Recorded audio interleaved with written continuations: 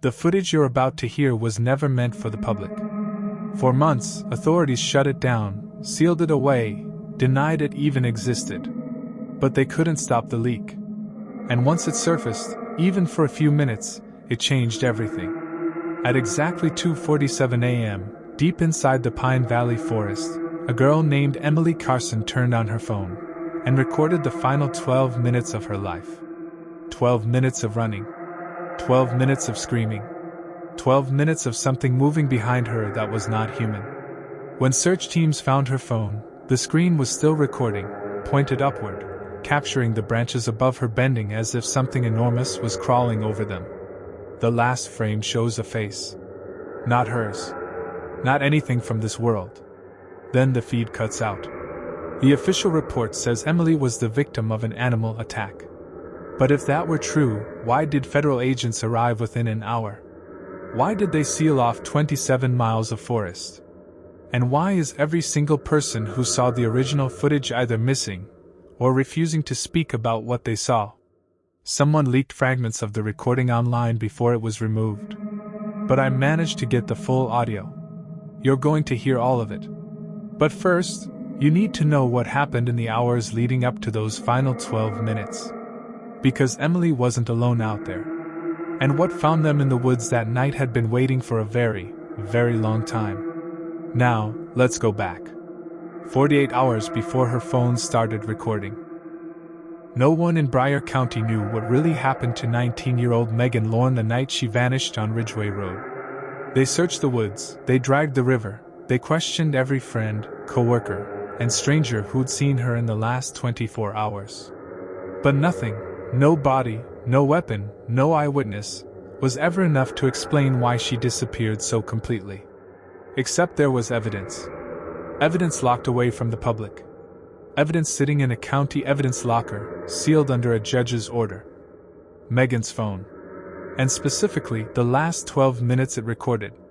Detectives who saw the footage refused to comment on it. One quit the case. One transferred counties. One retired abruptly 3 months later and has never spoken about it since. But the investigation didn't start with the footage. It started with a 911 call. The call came in at 1:13 a.m. from a passerby who said he'd found Megan's abandoned car on the side of Ridgeway Road with the headlights still on. The driver's door was open, purse on the ground, keys still in the ignition. It looked like the driver had simply stepped out mid-drive and vanished. When officers arrived, they noticed two things immediately. Megan's phone wasn't there. There were fresh, barefoot footprints leading from the driver's side door into the woods. Barefoot. In January. On frozen ground. They followed the prints for nearly a quarter mile until they simply stopped. Not because they faded or got covered. The tracks stopped mid-path, as though whoever made them had lifted straight off the ground. 2 hours later, after the search team grew frustrated and exhausted, a park ranger found something 20 yards off the trail. Megan's phone, face down in the dirt, screen cracked, but still warm. And still recording. The timestamp showed the video had been running for 12 minutes and 31 seconds. That video has never been made public. But the story that leads up to it, the events of the previous 48 hours, is the only way to understand why those last minutes matter. It begins on a Friday morning, 2 days before Megan vanished. Megan lived in a basement apartment behind the Old Sailor's Bar downtown, the kind of place where nobody asked questions and the landlord only showed up once every 6 months to collect rent. She wasn't a troublemaker, not the type to stir up attention. She worked the night shift at a gas station off the highway, took online classes, and stayed out of the way. But something had changed recently. Her coworkers said she'd grown jumpy. Kept checking over her shoulder. Asked a lot of strange questions. One friend claimed she'd been sleeping with the lights on. None of that meant much at first. People get stressed. People get paranoid. But the day before she disappeared, Megan went to the police station at 10:17 a.m. Security footage shows her entering alone, wearing a hoodie and carrying a spiral notebook. She waited at the front desk, glanced nervously toward the windows several times, then requested to file a report. What she told the clerk has become county legend. She said someone was following her. Not stalking her, following her everywhere. She said she could hear him at night, inside her apartment's walls. She said she could feel him breathing. She said he whispered her name through her vents. She said she'd woken up twice to find muddy footprints on her floor. She said she knew exactly who it was. But when asked for a name, she froze. Officers later said she kept glancing at the hallway behind her, like she expected someone specific, to walk in any second. Then she closed the notebook, said she made a mistake, and left before finishing the report. No one took her seriously after that. Not until they found her car. The day before the disappearance, Megan had dinner with her older sister, Amy, at a diner off Route 9. It was supposed to be a normal catch-up, but Amy later told police that Megan seemed fractured, completely unlike herself, jumping when the waitress approached, flinching at the sound of a dropped fork, constantly watching the windows. Halfway through the meal, Megan grabbed her sister's arm and whispered, "You know when you feel someone standing right behind you? And you know they're there before you turn around? That's what it's like. Non-stop." Amy asked who she meant. Megan stared at her plate. Then she said something that made Amy's stomach twist. "I think he lives in the spaces. You know, the spaces we don't think about. Behind the walls. Under the floorboards. Inside the ducts." Amy tried to laugh, thinking Megan was joking, but Megan didn't smile back. "Meg," she said carefully, "that's not a person. That's a panic attack." But Megan only whispered, "He's learning. He knows how to stay quiet now." That was the last time Amy saw her sister alive. The night Megan disappeared, she was working her usual late shift at the gas station. Her manager clocked out at 11:03 p.m., leaving Megan alone in the store. She always handled the graveyard shift: students, truckers, loners, night wanderers. People who weren't awake for normal reasons. At 12:42 a.m., a customer saw her standing behind the counter, staring fixedly at the ceiling, like she was listening to something no one else could hear. The customer waved a hand in front of her face. She jolted so hard she knocked over a rack of lighters.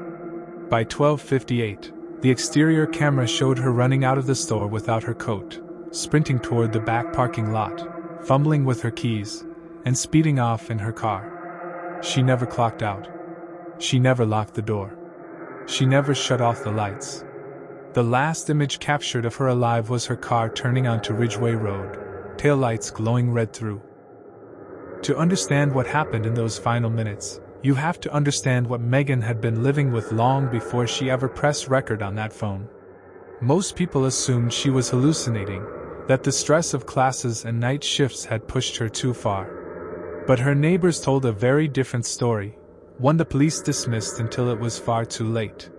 The apartment building where she lived was old, built in the 1950s, with bad insulation and thin walls. Tenants constantly complained of drafts, strange knocking sounds, pipes rattling at odd hours. The landlord brushed it off as settling. But the complaints stopped being harmless 2 months before Megan vanished. Her upstairs neighbor, an elderly man named Donald Graves, reported hearing someone dragging something heavy through Megan's vents. He described it as slow, rhythmic, almost methodical. He said it sounded like someone crawling. The landlord accused him of drinking again and threatened eviction. 3 weeks later, another tenant, a woman in Unit 2B, called the police at 3 a.m. claiming someone was whispering from inside her walls. Officers found nothing but suggested she get more sleep. By the time Megan moved in, the building had already earned a reputation. People didn't stay long, and they didn't explain why they left. The first weird thing she noticed wasn't the sounds, it was the temperature. Her apartment was always cold. Not freezing, not unbearable. Just wrong. Like standing in the shadow of something you couldn't see. Megan mentioned it offhandedly to her sister, who shrugged it off as poor heating. But then came the nights when she'd wake up sweating, the room suddenly hot and stuffy, like someone had been sitting too close to her while she slept. Then there were the objects. First small things, her phone charger, her earrings, the lighter she kept on the counter. They'd vanish for days, then reappear in places she was certain she hadn't put them. One night, she found her spiral notebook on the kitchen floor, open to a page of handwriting she didn't remember writing. It was a sentence, repeated over and over in shaky letters. "Stop listening to him." She tried to tell herself she'd written it while half asleep. Except she never sleepwalked a day in her life. And even if she had, who was him? Megan started locking her bedroom door at night. 2 weeks before her disappearance, the nightmares began. She dreamed of a man standing just outside her window, too tall to be real, his head tilted, his hands pressed flat against the glass. His fingers were long. Too long.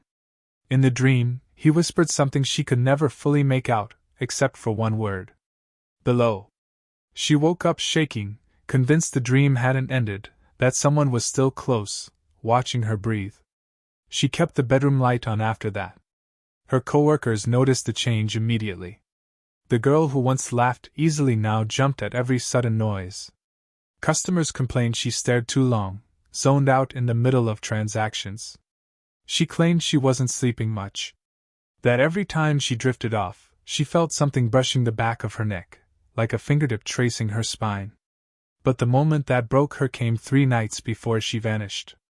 At exactly 2:11 a.m., Megan opened her eyes to the sound of her floorboards creaking, slowly, one at a time, moving from her bathroom to her bedroom door.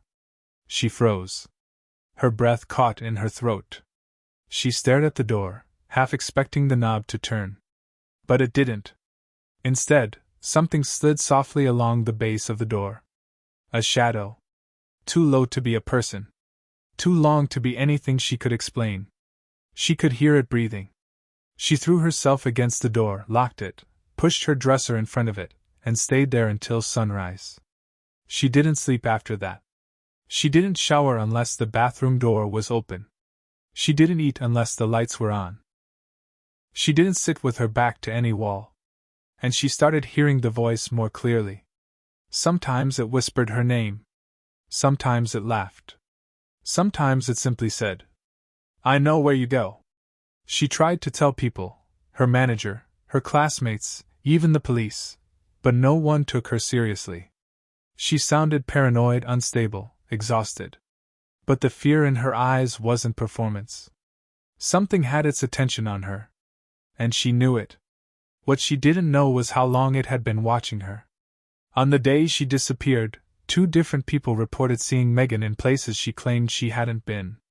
Her coworker said she saw Megan standing at the end of one of the gas station aisles, unmoving, staring directly at the security camera, even though Megan was supposedly in the back room on break.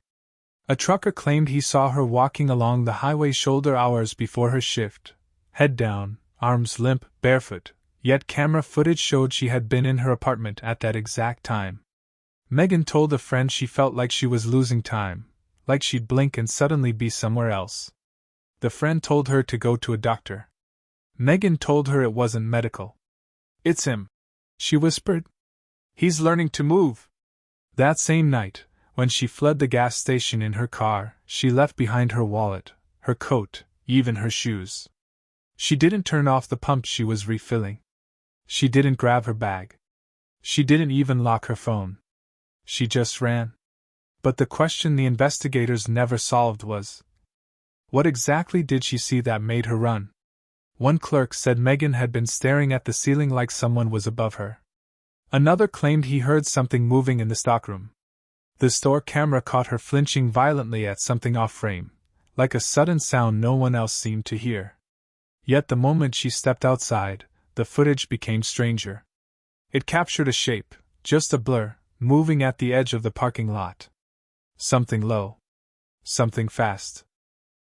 From the moment she left the pavement, the movements become frantic, an erratic stop-and-go pattern suggesting she was trying to get away from something inside the car. When investigators recovered the vehicle, the interior was in disarray.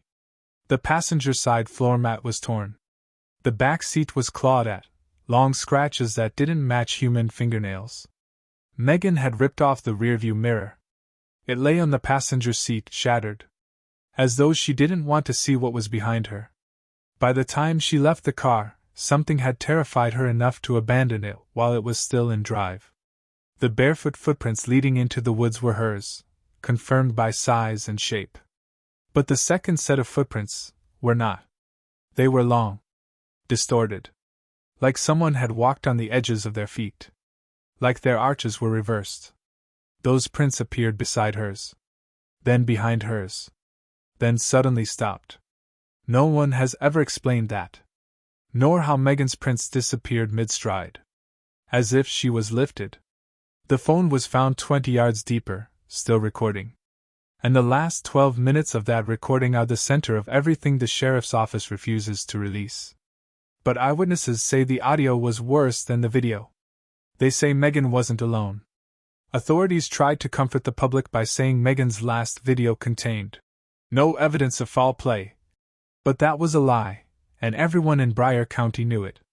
Rumors spread like wildfire, stories from dispatch workers, family members of officers, even a firefighter who claimed he helped search the woods that night. The official silence only made the whispers louder. But the most credible account came from Deputy Holly Rivera, who quit 2 weeks after reviewing the footage. People said she wasn't the same person afterward. That she locked her doors during the day. That she moved out of her house and into her sister's spare room because she didn't like how the walls sounded. Holly never spoke publicly, but her sister, after a night of drinking at a local bar, told someone exactly what Holly had told her. Megan spent the last 12 minutes begging something to stay out of her head. What could that possibly mean?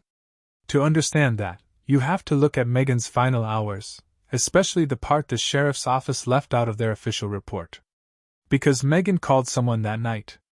Someone the police never admitted she spoke to. Her last outgoing call wasn't 911. It wasn't her sister. It wasn't her coworker.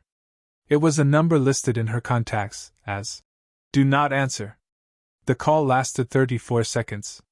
The audio file has never been released. But the phone company logs list one crucial detail the police couldn't seal. The call connected. Whoever, or whatever, was on the other end picked up. 2 hours before that call, Megan wrote something in her notebook. When investigators later searched her apartment, they found the notebook tucked behind her couch cushions, as if she had tried to hide it quickly. Only one page was new. Her handwriting was frantic, tilted, inconsistent. It read, "He figured out how to move. He figured out how to breathe. I don't think he was ever in the walls. I think he was in me the whole time." And beneath that, scribbled so hard the pen tore through the page, "Don't let him learn your name." Her roommate, years later, said Megan had once whispered that exact sentence in her sleep. Now, to the phone recording. No one outside law enforcement knows exactly what appears in those final 12 minutes.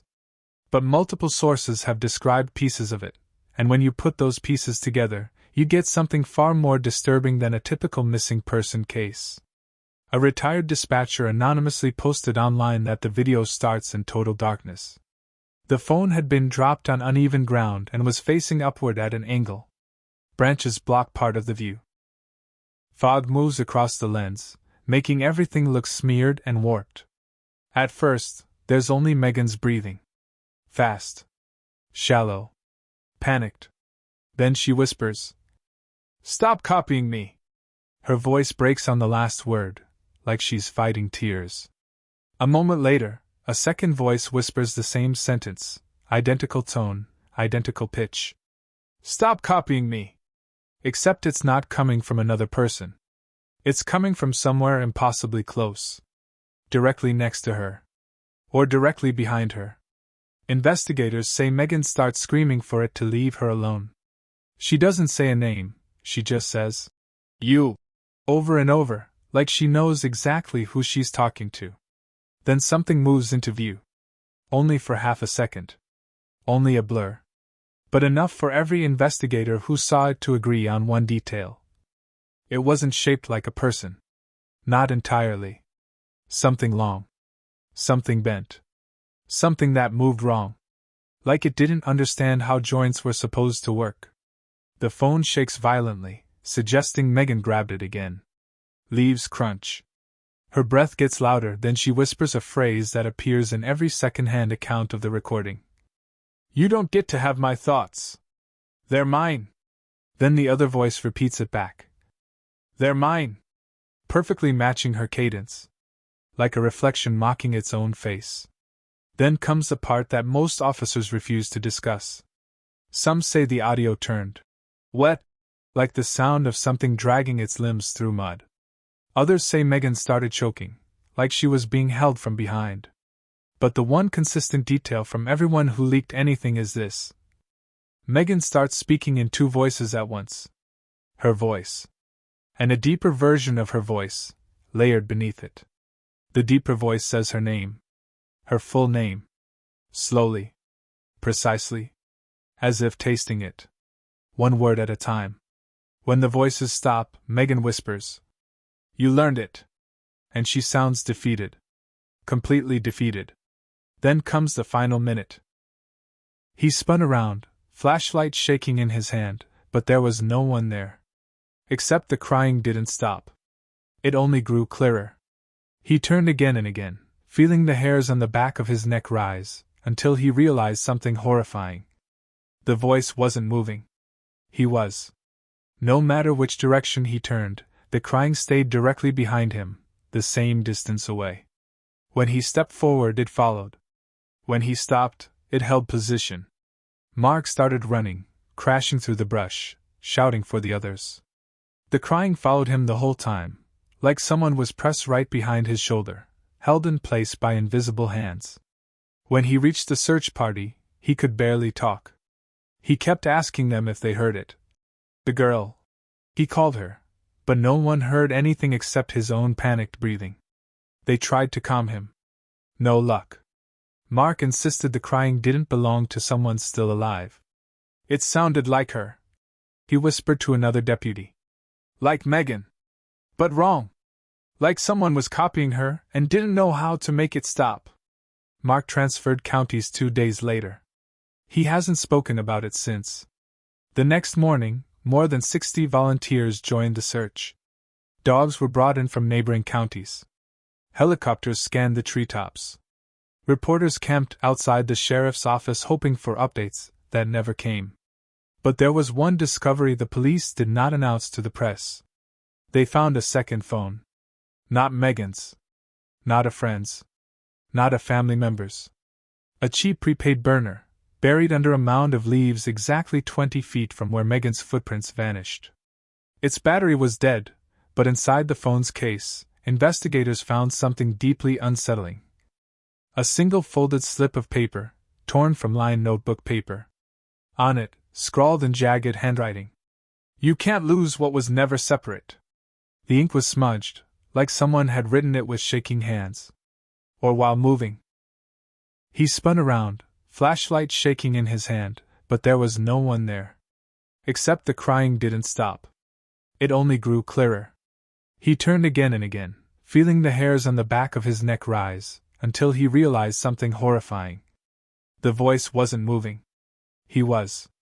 No matter which direction he turned, the crying stayed directly behind him, the same distance away. When he stepped forward, it followed. When he stopped, it held position. Mark started running, crashing through the brush, shouting for the others. The crying followed him the whole time, like someone was pressed right behind his shoulder, held in place by invisible hands. When he reached the search party, he could barely talk. He kept asking them if they heard it. The girl. He called her, but no one heard anything except his own panicked breathing. They tried to calm him. No luck. Mark insisted the crying didn't belong to someone still alive. "It sounded like her," he whispered to another deputy. "Like Megan. But wrong. Like someone was copying her and didn't know how to make it stop." Mark transferred counties 2 days later. He hasn't spoken about it since. The next morning, more than 60 volunteers joined the search. Dogs were brought in from neighboring counties. Helicopters scanned the treetops. Reporters camped outside the sheriff's office hoping for updates that never came. But there was one discovery the police did not announce to the press. They found a second phone. Not Megan's. Not a friend's. not a family member's. A cheap prepaid burner, buried under a mound of leaves exactly 20 feet from where Megan's footprints vanished. Its battery was dead, but inside the phone's case, investigators found something deeply unsettling. A single folded slip of paper, torn from lined notebook paper. On it, scrawled in jagged handwriting. "You can't lose what was never separate." The ink was smudged, like someone had written it with shaking hands. Or while moving. He wouldn't elaborate, but he did tell her one crucial detail. The audio analysis team isolated parts of the last 12 minutes that didn't make any sense, frequencies that didn't match human speech, distortions that weren't mechanical, and whispers that seemed to come from inside Megan's own throat, overlapping her words with impossible precision. He also told her the breathing in the video didn't match one person. It matched two. Breathing at the exact same tempo. Perfectly synchronized. Like a single organism with two sets of lungs. Amy asked him what he thought happened to her sister. The investigator stared at her, eyes hollow, and whispered something that would haunt Amy for years. "I don't think she was alone inside her own body by the time she started running." He left immediately after saying that, glancing over his shoulder like something was following him. Amy reported the interaction to the sheriff. 2 days later, the investigator was on medical leave. 2 weeks later, he had relocated out of state. No one ever heard from him again. By now, public pressure was building, and the sheriff's office had to say something. They held a short, scripted press conference stating that Megan was presumed dead due to exposure and disorientation. They insisted there was no evidence of another person involved. They insisted no criminal act had occurred. They insisted the case was not being mishandled. They avoided every question about the phone. They denied every rumor about the audio. They refused to comment on the second voice. And they entirely ignored the one question every reporter asked. "Why won't you release the recording?" One deputy later confided to a family member that if the video went public, people would lose their sense of what's safe. When asked why, he paused a long time before saying, "Because it doesn't show a crime. It shows an infestation." Night fell again over Ridgeway Road. And that was when new reports started coming in. People living within 2 miles of the woods began claiming they heard a woman calling for help. Always the same voice. Always saying the same line. "Can someone tell me where I am?" Over and over. Some described it as echoing. Some said it sounded like it came from inside their own homes. Others swore it came from directly behind them. But when they turned, there was no one there. The sheriff's office insisted these were mass hysteria, events caused by stress and media pressure. But one chilling detail tied all the reports together. Every single witness said the voice sounded like it was trying to imitate a human. Trying too hard. Overpronouncing. Guessing how emotion worked. Like an impressionist who had never heard a real person speak. And every witness said the voice got one thing wrong. It didn't sound afraid. It sounded curious. Detective Hall didn't sleep. Not even for a minute. The moment he returned to his apartment, he sat at his kitchen table, listening to the audio over and over again until dawn carved a pale slit across the blinds. The same 12 minutes. The same sounds. The same haunting voice. And the same question clawing at the inside of his skull. Why wasn't the state releasing it? He finally stopped the loop when a new realization hit him. Not in the stomach, not in the chest, but deep beneath the ribs where instinct lives. There was more. Megan Ward's phone had to have recorded something before the 12-minute clip.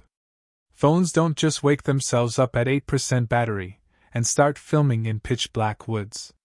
Someone turned that camera on. Someone who either wanted the world to see something or wanted someone to find it. Hall stood, grabbed his keys, and headed straight for the station. He didn't even put on the uniform, just a jacket, a badge, and the kind of expression that made new recruits move out of his way without a word. When he entered the records room, the clerk looked up from her coffee. "You're in early," she said. Detective Hall didn't sleep. Not even for a minute. The moment he returned to his apartment, he sat at his kitchen table, listening to the audio over and over again until dawn carved a pale slit across the blinds. The same 12 minutes. The same sounds. The same haunting voice. And the same question clawing at the inside of his skull. Why wasn't the state releasing it? He finally stopped the loop when a new realization hit him. Not in the stomach, not in the chest, but deep beneath the ribs where instinct lives. There was more. Megan Ward's phone had to have recorded something before the 12-minute clip. Phones don't just wake themselves up at 8% battery and start filming in pitch-black woods. Someone turned that camera on. Someone who either wanted the world to see something or wanted someone to find it. Hall stood, grabbed his keys, and headed straight for the station.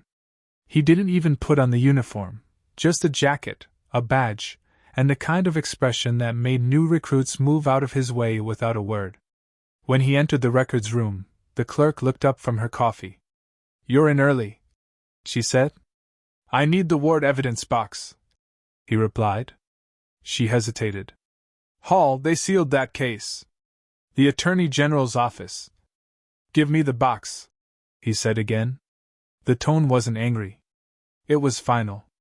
A moment later, the beige cardboard box landed on the table. Hall pulled on gloves and began searching, pushing aside the forms and bagged soil samples until he found the item he was looking for. The phone. Still cracked. Still smeared with dried mud. Still locked. But the battery indicator on the label caught his attention. Battery at recovery, 14%. Video file length, 12 minutes, 19 seconds. Hall froze. If Megan's phone had 14% battery left when recovered, and the video was 12 minutes long, then it didn't die midway. It didn't shut off because it was out of power. It ended because someone stopped recording. His pulse thumped in his ears. He placed the phone down and reached deeper into the evidence box, and found a small sealed envelope he had not noticed before.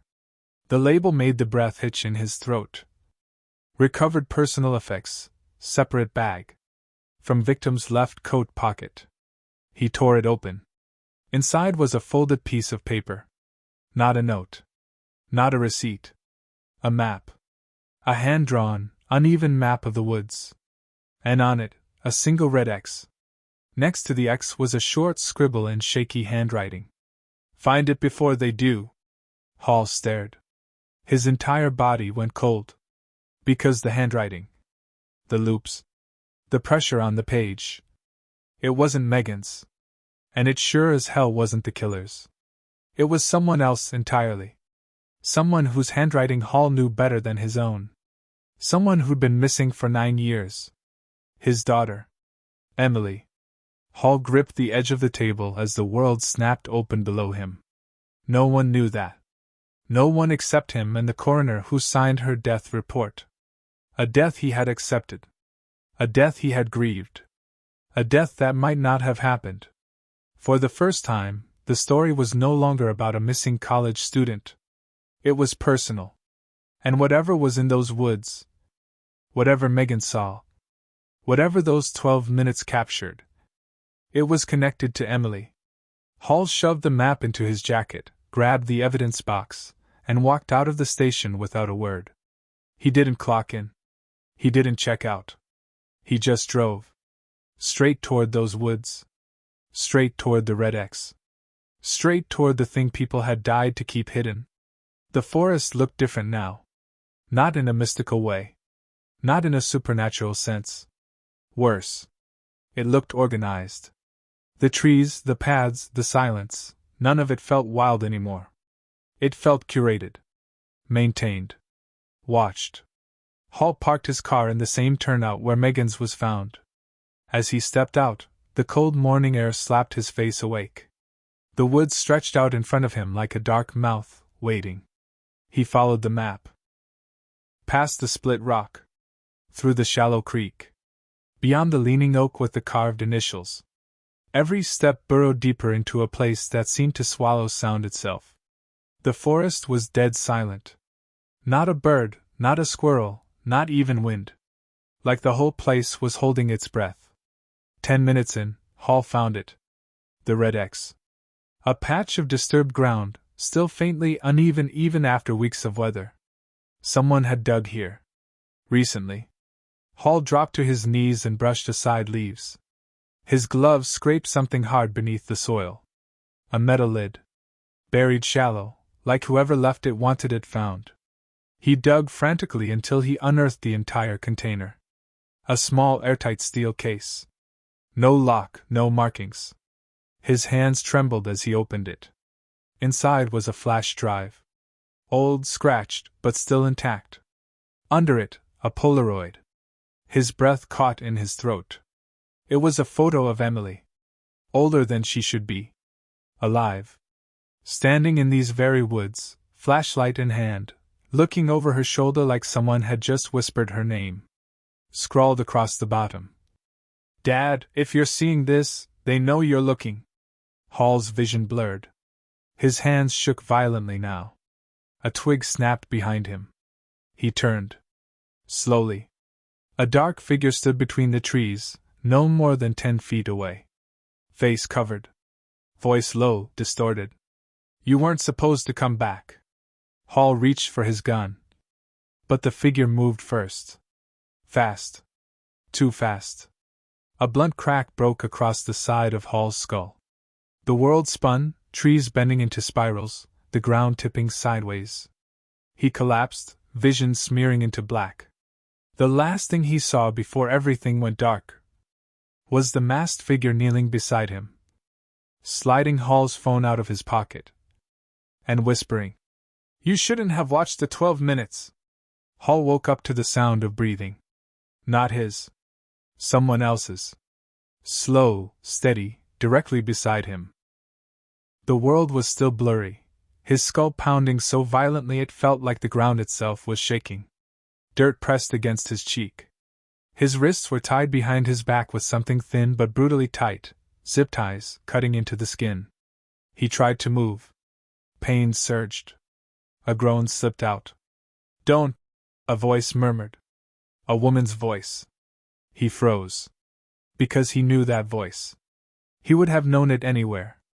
Dad, stop moving. Hall's heart stopped. He slowly lifted his head, vision struggling to focus. There, only a foot away, kneeling beside him. Emily. Alive. Older. Pale. Thinner. Eyes sunken with exhaustion. Hair knotted. But unmistakably her. His daughter. Hall's breath collapsed out of him in a single broken exhale. Emily? She pressed a hand to his mouth instantly. Quiet, she whispered. They're close. His eyes filled. His throat burned. Everything inside him wanted to reach for her, grab her, hold her, tell her he never stopped looking, never stopped grieving, never stopped blaming himself. But she leaned in close, trembling. We don't have much time. Listen carefully. Hall forced himself to stay still. Emily glanced over her shoulder, scanning the forest like she expected someone to appear at any second. When she was sure they were momentarily alone, she turned back to him. They took Megan because she saw them, she whispered. She walked into something that wasn't meant to be seen. Hall swallowed.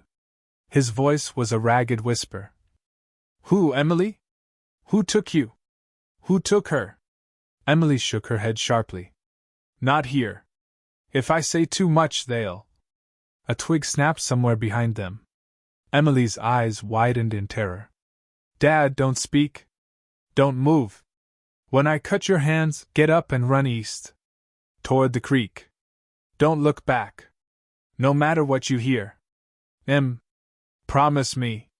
Hall's jaw clenched. He nodded.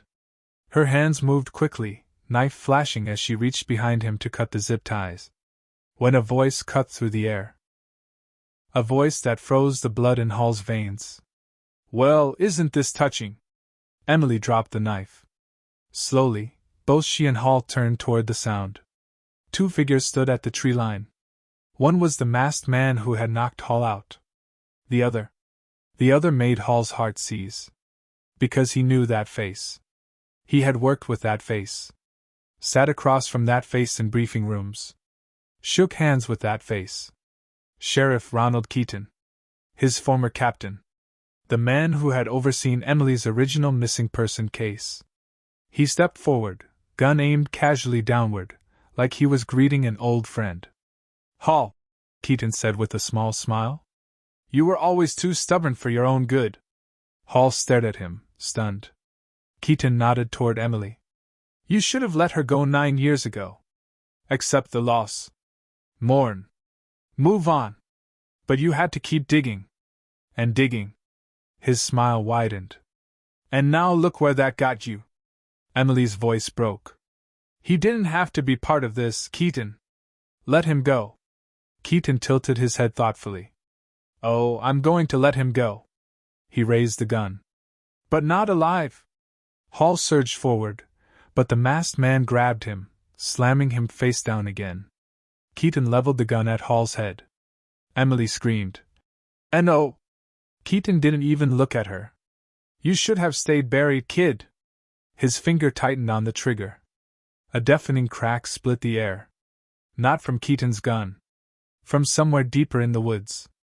Keaton jerked sideways, startled. Emily ducked. The masked man turned sharply. Another gunshot.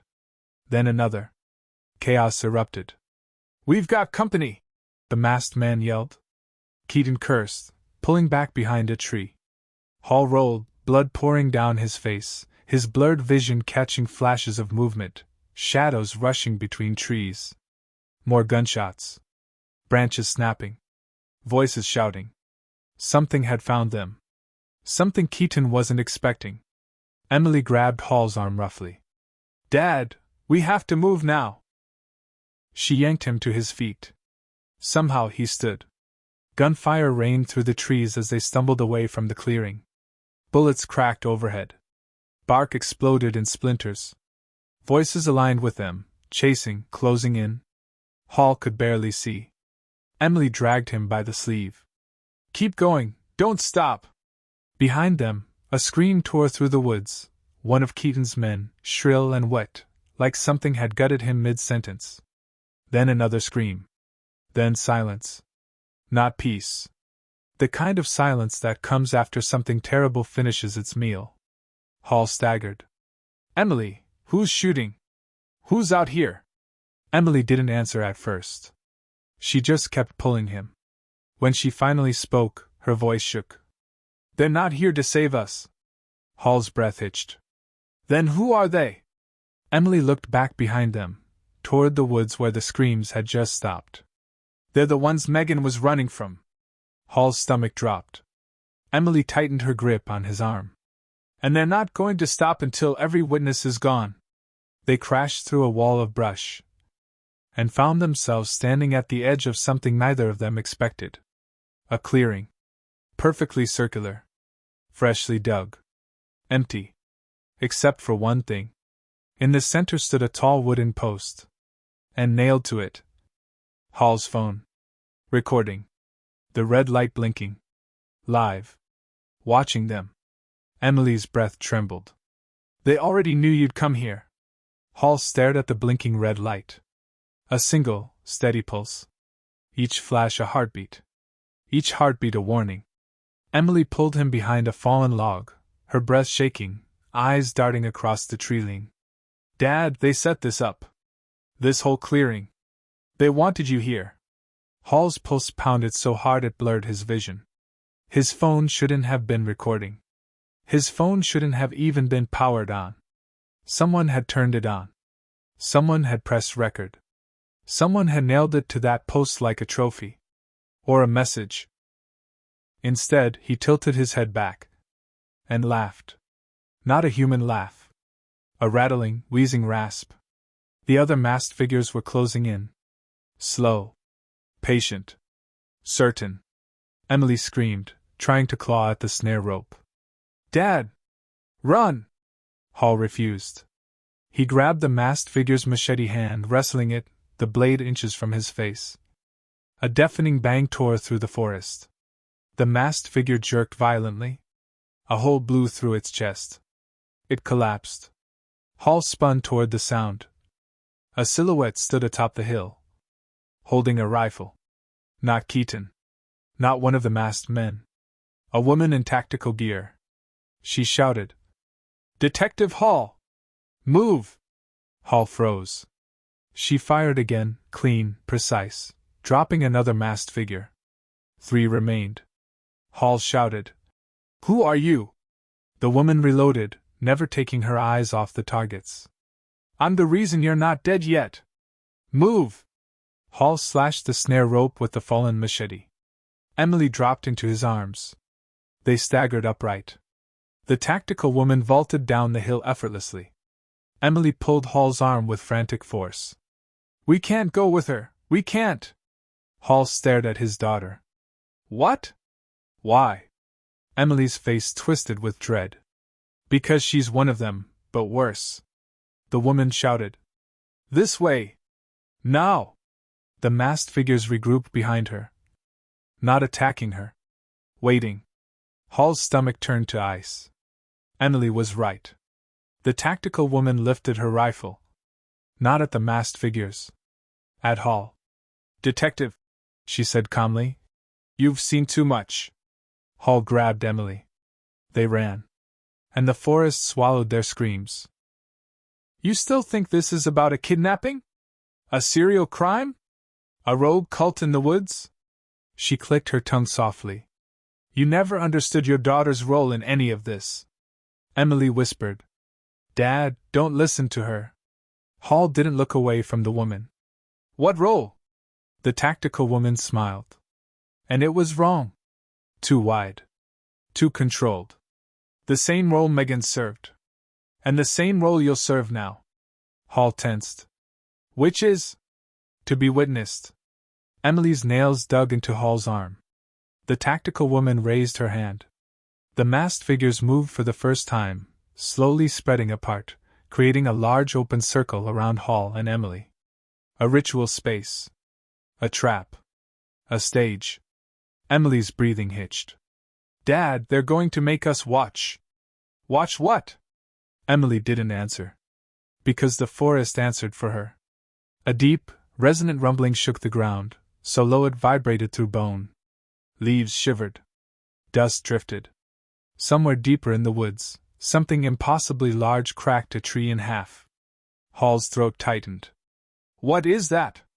Emily's tears filled her eyes. "The reason no one ever leaves." The tactical woman stepped back, lowering her gun as if no longer needed.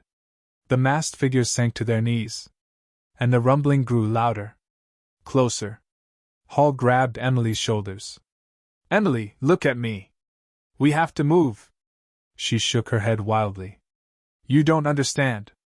It sees everything in the forest. Everything. If we run now, it will know." Hall gritted his teeth. "I don't care what sees us." The ground split open beneath them. Not a full break. A crack. A violent shudder.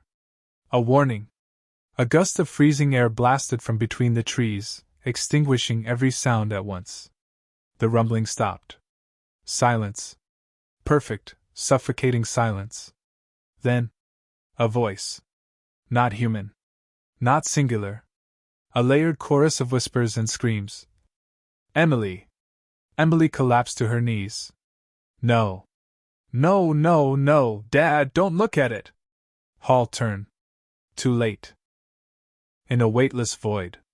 Then the world slammed back. Hard. Hall hit the ground with a violent thud, rolling across damp leaves before crashing into a log. His ears rang, his vision pulsed, and every bone in his body felt bruised. He gasped for breath. Darkness returned. The forest. The night. The shapes of trees. But everything was different. Quieter. Still. Empty. He sat up fast. "Emily?" No answer. Hall scrambled to his feet, spinning in a frantic circle. "Emily!" His voice tore through the forest, echoing off the trees with nowhere else to go. He staggered forward, calling her name again and again. "Emily! Emily!" Nothing. No footsteps. No crying. No breath. No rustling. Just the low, steady hum of the forest, wrongly calm, like the woods were waiting for him to realize something. She was gone. No. Taken. Emily! Hall fell to his knees. His hands dug into the dirt, shaking uncontrollably. Emily, answer me! Silence pressed against his ears. It wasn't possible. He had been holding her. The creature had reached for her. The masked figures were closing in. Hall's stomach twisted violently. That blast of white light. It wasn't an attack. It was a separation. Emily, he whispered, voice cracking.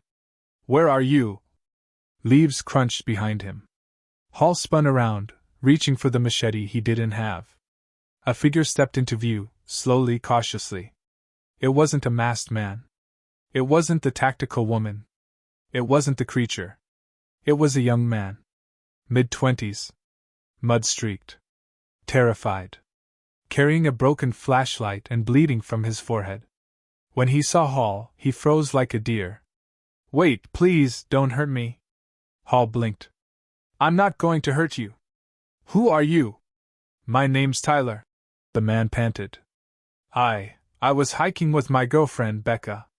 We camped out here yesterday and something chased us. I got separated from her. Hall's heart pounded. When? Right before that huge flash of light, Tyler said, pointing vaguely behind him. Everything shook. She screamed. And when I turned around, she was gone. Hall swallowed hard. Emily wasn't the only one taken. Tyler, Hall said quietly. How long have you two been in the woods? Tyler hesitated. I don't know. How long in hours? Tyler shook his head. No, I mean... I don't know, detective. Hall stiffened. He hadn't said his name. How do you know who I am? Tyler stepped back, fear flickering in his eyes. I saw your photo. On the papers inside the cabin. Hall stared. The what? Tyler pointed through the trees. There's a cabin. About a mile from here. Twisted old thing. Didn't look like anyone lived in it, but it's full of files. Binders. Photos. He swallowed. Your daughter's in some of them. Hall's entire body went cold. Take me to that cabin. Tyler flinched. I don't want to go back there. Something's wrong with that place. Hall stepped forward, voice hardening. Tyler, the people who took your girlfriend took my daughter 9 years ago. If they left information behind, we need it. Now. Tyler hesitated. Tears welled in his eyes. You think Becca's still alive? Hall gripped his shoulder. I think nobody's gone until we find them. Tyler nodded shakily. Okay. Follow me. They moved through the dense brush together. Hall stayed 5 feet behind him, trusting him, but not fully. Tyler knew too much. Knew Hall's name. Knew about the cabin. Had survived something no one should have survived. Branches scraped against them as they pushed deeper into a part of the forest Hall didn't recognize. The trees grew tighter together, nearly touching at the trunks, forming natural walls. Tyler whispered. It's close. Just around this ridge. Hall slowed. Something felt wrong. The air grew thicker. Colder. The smell changed, earthy at first, then strangely metallic. The ridge opened into a small valley. And there it stood. The cabin. Run down. Crooked. The roof sagging as if the entire structure were bowing under the weight of secrets. Light flickered inside. Not firelight. Not electric. Something else, pale and shifting, like moonlight trapped behind walls. Hall's pulse hammered. Tyler didn't move any closer. That's as far as I'm going, he whispered. I'm not stepping inside again. Hall stepped forward. Then wait here. If anything moves, yell. Tyler nodded, hugging himself tightly. Hall walked toward the cabin, each step heavier than the last. The porch creaked beneath his boots. The door was half open. A draft slid through the crack, whispering against his skin. He pushed the door the rest of the way open. The inside hit him like a brick. Photos. Thousands of them. Pinned to walls. stacked on tables, hung from strings across the ceiling. All of people. Different ages. Different backgrounds. Different decades. And every single face was marked with a symbol, scratched onto the forehead in ink. A diamond shape, split down the center. Hall stepped inside slowly, heart pounding. The floorboards groaned. Dust drifted. He moved deeper into the room, brushing past strings of photographs that brushed his face like cobwebs. Then he saw the table. A single binder lay open on it. And on the open page, a picture of Emily. 9 years old. Missing poster photo. Her face circled in red. Beneath it, a line of typed text. Candidate selected. Temporary guardian, Hall David. Hall's breath stopped. Guardian. Not father. Guardian. He flipped the page. Another photo of Emily, this time older. Maybe 13. Hair longer. Eyes hardened. A handwritten note below it. She resists assimilation. Emotional bonds too strong. Control incomplete. Hall gripped the table. His vision blurred. He turned the page again. Another Emily. Now 15. Dirt on her face. Fear in her eyes. Looking directly at the camera. A note. Subject attempted escape. Memory reinforcement required. Hall staggered back. His stomach churned. They hadn't just taken Emily. They had been monitoring her. Training her. Trying to break her. And he, unknowingly, was part of that process. He turned another page. And froze. The photograph showed something impossible. Emily and Megan Ward. Standing together. In the forest. Laughing. Like friends. Beneath it. Crossover successful. Next cycle initiated. Hall's blood turned to ice. He whispered. Emily, what did they do to you? A floorboard creaked behind him. Hall spun around. But it wasn't Tyler. It wasn't the masked men. It wasn't the tactical woman. It was Emily.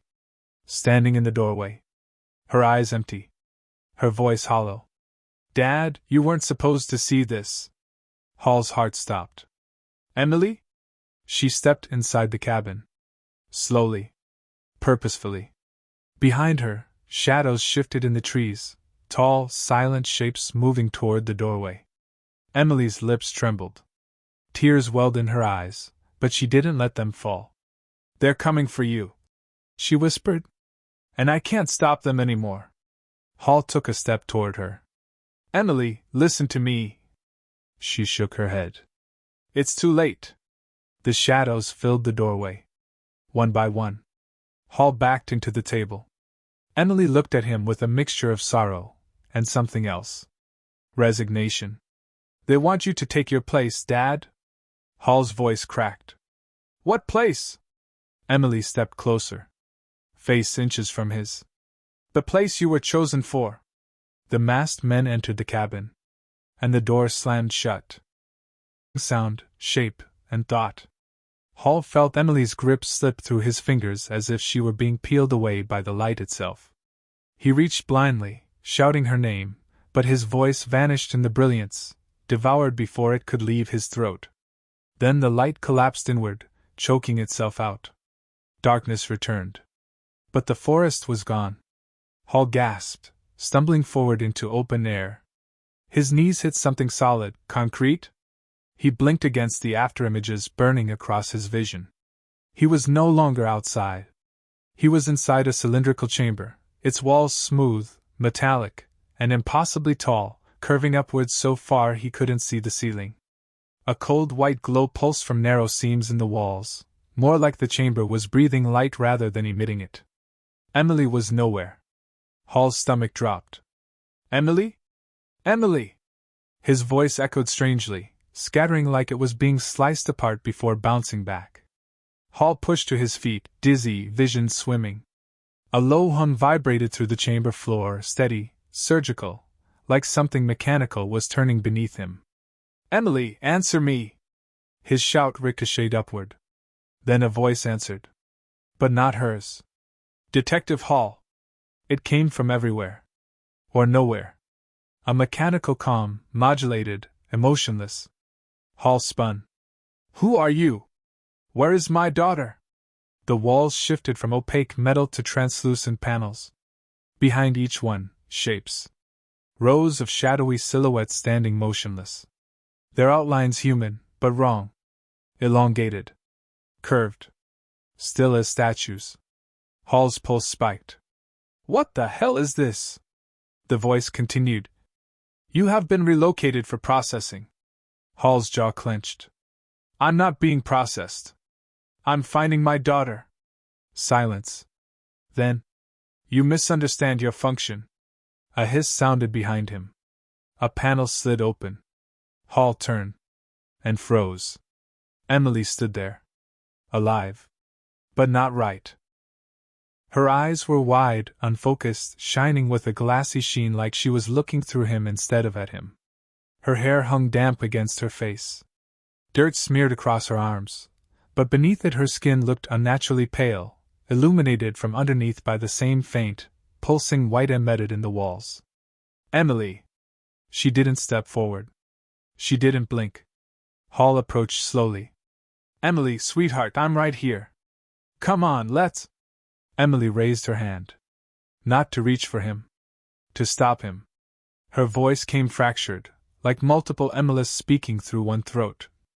Dad, don't touch me? Hall froze. Emily, what did they do to you? She shook her head quickly, violently, as if trying to shake something out of her skull. It's not me.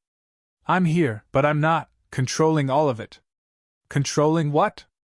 Emily's pupils contracted sharply. Her voice shifted, deeper, layered. You were not meant to survive the forest. Hall stepped back instinctively. Emily, stop. Fight it. She clutched her temples with both hands, breathing hard. I'm trying. Dad, I'm trying. The room's hum grew louder. Suddenly, the silhouettes behind the translucent panels moved. Slowly. Synchronized. Hall's stomach tightened as the figures stepped closer to the panels, their shapes becoming more detailed through the frosted surface. Too tall, too thin, limbs bending too gracefully, heads tilting at angles no spine should allow. They were observing him. Studying him. Hall reached out and grabbed Emily's shoulders gently. Emily, look at me. We're leaving. Now. No. She jerked away, shaking her head rapidly. Dad, no, we can't. They brought us here because it's starting. They don't let people leave once it starts. What starts? The voice filled the chamber again. The alignment. The silhouettes all lifted their heads in perfect unison. Emily stumbled backward. No, no, no, Dad, cover your ears. Before Hall could react, the entire chamber vibrated with an impossibly high-frequency tone. Not loud, piercing. Like needles of sound stabbing into the base of his skull. Hall collapsed to one knee, hands over his ears. His vision pulsed black at the edges. A metallic taste flooded his mouth as his brain throbbed against his skull. Emily screamed. No! Stop! He's not part of it! Stop! The tone intensified. Hall felt blood drip from his nose onto the floor. His mind blurred. His thoughts began dissolving, fading, shredding. Until something shattered overhead. A blast door ruptured open above them, and a figure dropped straight through, landing in a crouch between Hall and Emily with a clang of metal boots. Someone human. A man. Wearing a tactical exosuit with U.S. insignia stripped off. He grabbed Hall by the jacket and yanked him up. Move if you can hear me! Hall blinked through the blinding pain. Who? No time. The man turned, pulling a plasma cutter from his hip holster. Emily staggered. Don't let him take you, Dad! The man pressed a hand to his helmet. Command, I have the detective. I repeat, I have the target. Running extraction now. Emily screamed. Dad, run away from him! Hall froze between them. The suited man grabbed Hall's arm again. You're coming with me. Your daughter is compromised. Emily's eyes widened with horror. No. Dad, please. If you go with him, you won't come back. The walls began to crack with white light. The silhouettes leaned closer to the panels. The high-frequency tone returned, twice as intense. The suited man forced Hall toward the breach in the ceiling. Let her go, detective! She's not what you think she is anymore. Emily stepped toward them, trembling. Dad, please, don't leave me again. Hall stared at her, his daughter, and felt his heart rip in two. Behind her, the silhouettes began to press their hands against the translucent panels. Long, distorted hands. Hands that started to break through. The chamber lights flickered violently. The suited man yelled over the rising screech. Detective, choose! Emily reached for him desperately. Dad! Hall grabbed. Hall's hand hovered between them, the suited soldier gripping his arm, and Emily, trembling, reaching for him through the rising glow. The chamber walls groaned under the pressure of whatever was pushing through. White cracks spread like lightning across the panels as the silhouettes forced their elongated limbs deeper into the room. The soldier shouted again. Detective! If they fully breach, none of us walk out alive! Emily shook her head violently. Dad, please! He's lying to you! They want him to take you! Hall's heartbeat hammered so hard he felt it in his teeth. Why me? He shouted over the screeching metal. The soldier answered without hesitation. You're the only one who's survived direct contact with her for more than 5 minutes.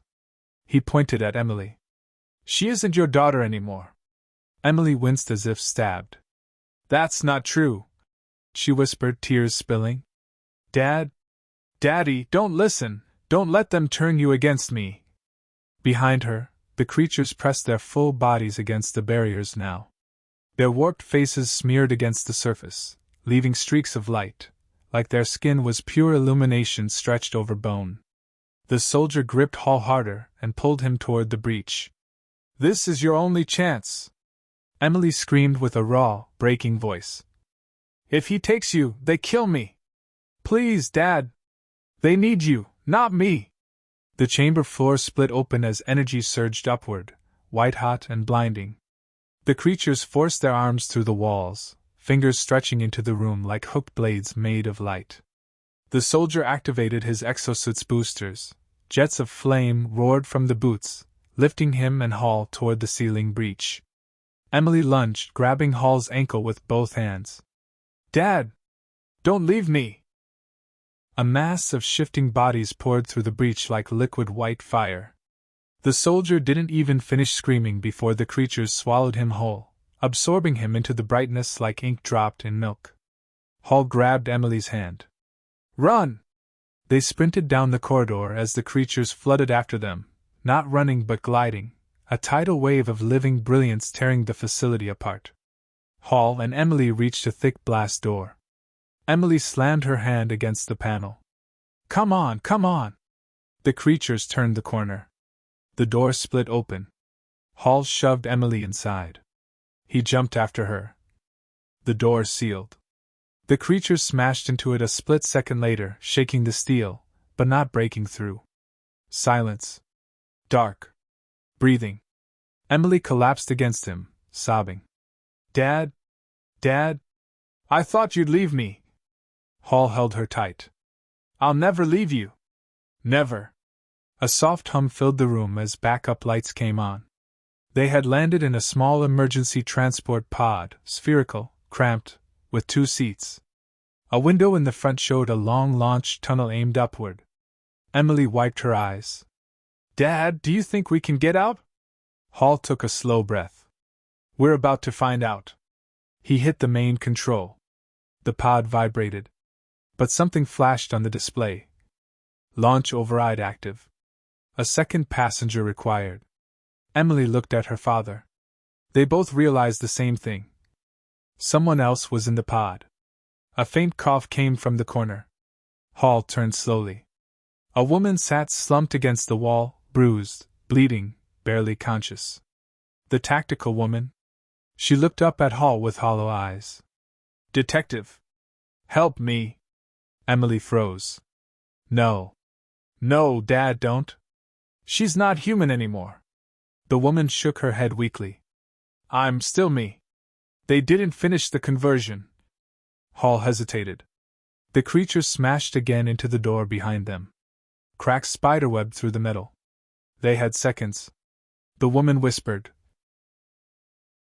"If this isn't the last time Emily's phone uploads. If another recording surfaces. I'll bring it here the moment I get it. But the only way you'll know. The only way you'll hear the next transmission before it disappears. Is if you stay connected. You know what I mean. Because whatever's happening in Pine Valley. It's spreading. And the next video might be the warning you wish you had sooner. Stay close. Stay listening. And don't miss what comes next."